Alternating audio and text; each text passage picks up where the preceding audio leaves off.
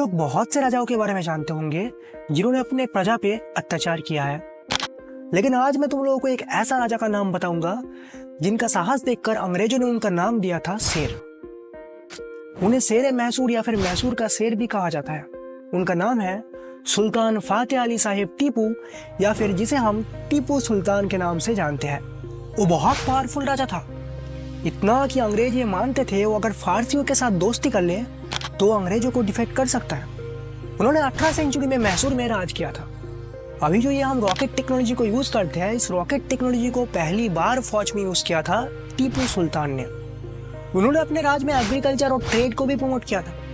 वो एक महान राजा के साथ साथ एक देशप्रेमी भी थे। उन्होंने एक बार कहा था कि हमारा लक्ष्य सिर्फ खुद को रक्षा करना नहीं है, हमारा लक्ष्य है सबको रक्षा करके आजादी लाभ करना। वो एकता पे बहुत विश्वास करते थे। इस वजह से वो बोलते थे कि एक साथ रहोगे तो कठिन समस्याओं का समाधान कर पाओगे। उन्होंने अपने राज में नया मुद्रा आविष्कार किया था जिसे टीपू मुद्रा कहा जाता है। इसके अलावा उन्होंने एक फतहुल मुजाहिदीन नाम का मैनुअल बनाया था। इस मैनुअल में सैनिकों का पोशाक, संकेत और रॉकेट टेक्नोलॉजी के बारे में लिखा था। ये सैनिकों को बहुत मदद करता था। टीपू सुल्तान के राज में मैसूर का रेशम उद्योग का उन्नति हुआ था। उनके साथ झगड़ा था ब्रिटिश ईस्ट इंडिया कंपनी का, और झगड़े का वजह है तब ब्रिटिश ईस्ट इंडिया कंपनी अपना राज बढ़ा रहा था, दबदबा बढ़ा रहा था, और तब उनका व्यापार बढ़ रहा था, और ये चीज हमारे भारत को गुलाम बना रहा था, जो टीपू सुल्तान को पसंद नहीं था।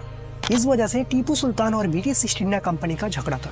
ब्रिटिश ईस्ट इंडिया कंपनी ने एक बार अटैक नहीं किया था मैसूर पे, 4 बार अटैक किया था। 1767 में पहली बार अटैक किया था मैसूर में, तब टीपू सुल्तान छोटा था।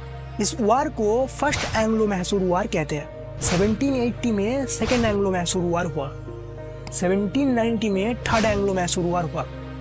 1798 से लेकर 1799 तक फोर्थ एंग्लो मैसूर वार चला। तब मैसूर का राजधानी था सेरिंगापटम, जिसे हम अभी श्रीरंगपटना के नाम से जानते हैं। तो यहाँ पर 1799 में युद्ध हुआ था। इस युद्ध में टीपू सुल्तान रॉकेट टेक्नोलॉजी का यूज किया था, लेकिन इस वार में Tipu Sultan British east India company से हार गया था। और फिर क्या, ब्रिटिश ईस्ट इंडिया कंपनी ने मैसूर को अपना अंडर ले लिया। अंग्रेज जीत गए।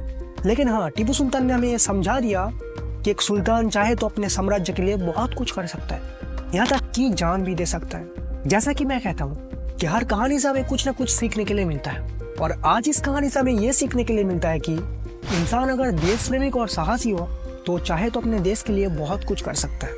तो यही था कुछ इन्फॉर्मेशन टीपू सुल्तान के बारे में। बाकी इन्फॉर्मेशन कैसा लगा कमेंट सेक्शन में बताओ। और हाँ, टाटा बॉस।